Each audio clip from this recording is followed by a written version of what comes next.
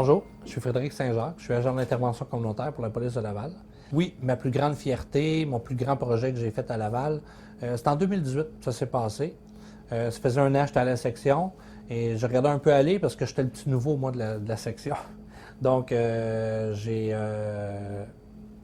développé une idée, c'est suite à une expérience personnelle, dans le fond, avec mes enfants. J'ai vécu une expérience avec mes enfants.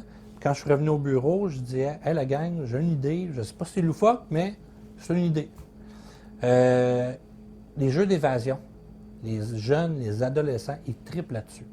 Ça les fait sortir de leur confort, soit de leur console de jeu ou les réseaux sociaux, tout ça. Ça fait vivre des expériences en équipe, ensemble. Ce serait le fun de le faire vivre, mais en passant un message de prévention. Puis je lance l'idée. Ensemble, on a développé l'idée. C'est intéressant à quel sujet qu'on l'adapte. On le fait-tu avec les aînés, on le fait-tu avec l'intimidation. Finalement, on a opté pour les violences amoureuses chez les jeunes. Donc, on est revenu en prévention primaire.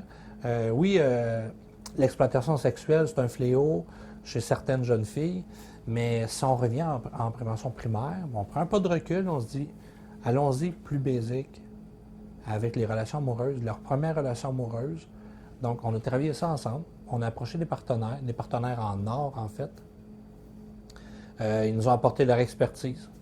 Donc, on a développé le scénario ensemble, créé des textes, créé les vidéos, engagé des comédiens professionnels pour créer ce projet-là, pour finalement arriver 11 mois plus tard avec le résultat. Novembre 2018, on a fait le lancement officiel. Ça a été un succès. Vraiment, ça sort. C'est original. Ça sort des sentiers battus, comme on dit, là. L'idée est de faire interagir les jeunes ensemble.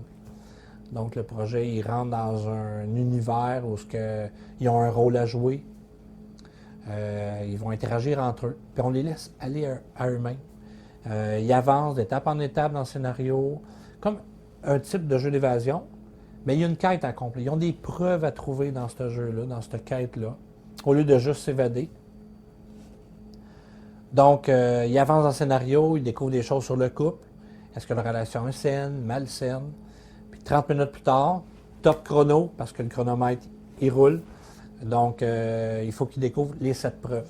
Les jeux alternatifs Jeunesse Laval, eux, sont là pour souvent les agresseurs. On ne se le cachera pas, 95% de leur clientèle, c'est des garçons, les agresseurs dans des violences.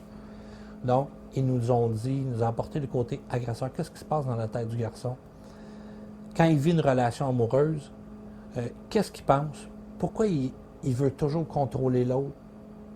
Puis sa jalousie, comment il la dissimule? Parce qu'il ne veut pas montrer qu'il est jaloux. Mais dans le fond, il agit comme s'il était jaloux. Donc, ils nous ont apporté ce côté-là. Prévenquête connaît présentement un beau succès. On a sorti ça évidemment en 2018. 2019, ça a été une belle année. 2020, une nouvelle lancée. On va exporter le produit pour tous les services de police à travers le Québec. 2019, on est allé au séminaire Intersection. On a fait un atelier pour présenter le projet, qui était un beau forum dans le fond pour pouvoir le présenter puis le faire connaître.